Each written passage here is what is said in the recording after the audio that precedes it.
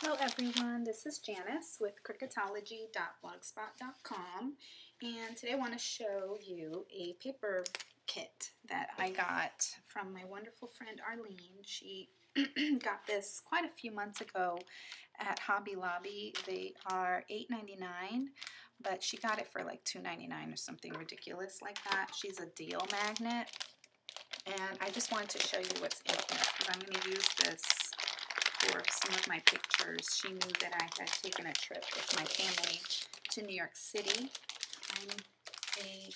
I'm originally from New York City, from Manhattan, and this kit has these yummy sparkly letters, these beautiful stickers. Here's another, these are dimensional stickers. And these papers, they have two, I guess, of each design.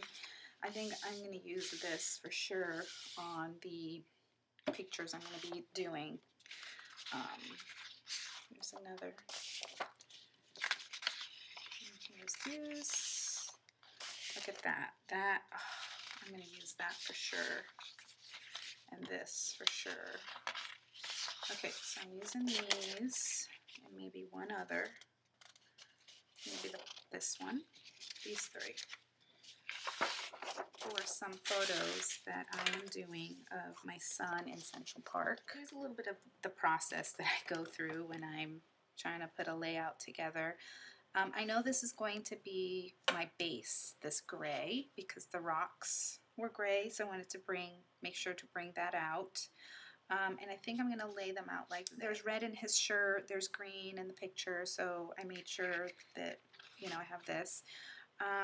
What I'm going to do is I'm going to cut down these photos a little bit. What I like to do if I want to keep them I want to keep them, I think, at 4x6. So what I do is I line up the photo with the 1/4 of an inch line, and I'm just going to cut a 1/4 of an inch off of this side and a 1/4 of an inch off of this side.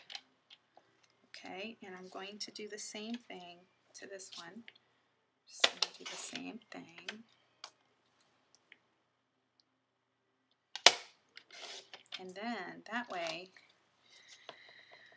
when I do my mats, which will probably end up being this gray piece right here, I'm just going to cut them at 4x6, and then they'll fit perfectly. These will fit perfectly with an even border around the entire picture. It's just so sweet on these rocks. I'm going to keep this one bigger, I think. I might just do, you know what, I think I'm going to make this one the focal point. So I'm going to take off a 1/2 inch and a 1/2 inch here. And then I'm going to double mat this one so that it can be the focal point to make it different. Whatever you want, whatever photo you want to be your focal point, you make it look the most different. Okay, so I'm going to line this up at 2 inches, and I'm going to line the blade up at 2 inches. And then, but I'm going to come down to the 11. Okay, and then I'm going to line it up at 2 inches again.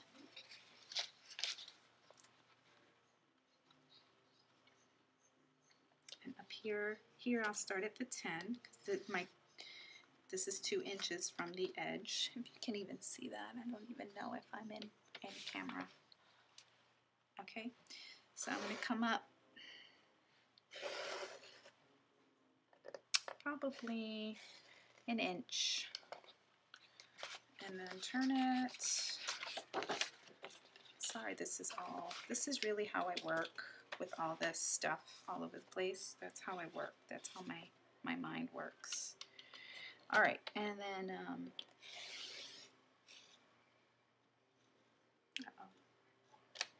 yeah, that's right. And then line it up with an inch.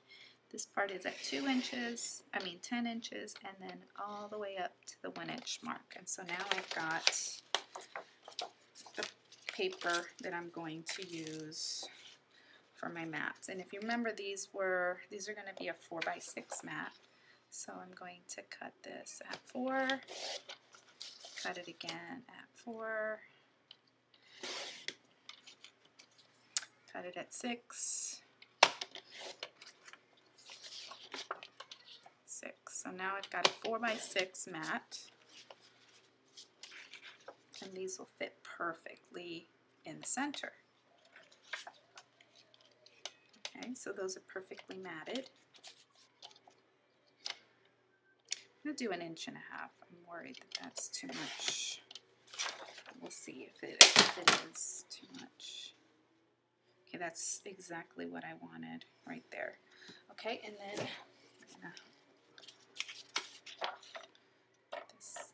it's going to go right up against the edge, and I'm not going to put glue. I'm going to put ATG here because that part of the layout is open. I'll show you what we do with that later.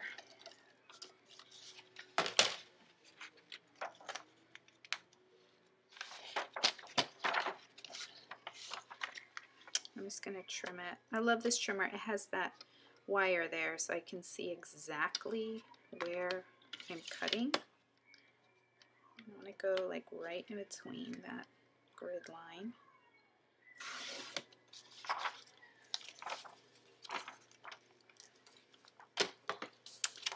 And that's going to go here.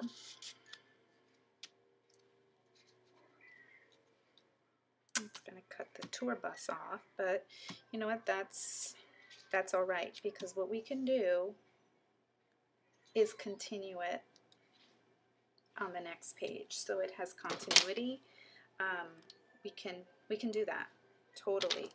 So I'm just going to make a little mark there with my nail.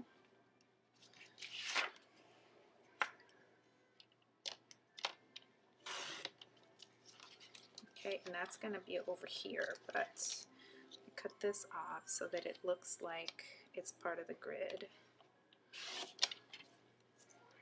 So don't want to lose that.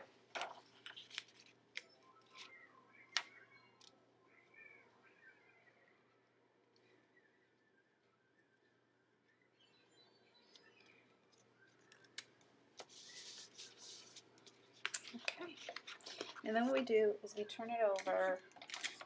I'm going to put some tape here just to close that off. Okay, but that's okay because I'm going to, the title of the page is going to be Central Park. You know what we could do? I have another trick up my sleeve. Watch this side, right? So we did that before. Remember, I cut this little piece off here. Oops, can't see. I had cut this piece off here to continue on this side so that it would line up. Then I cut another strip of that same paper to line it up, and then you probably can't see the other side.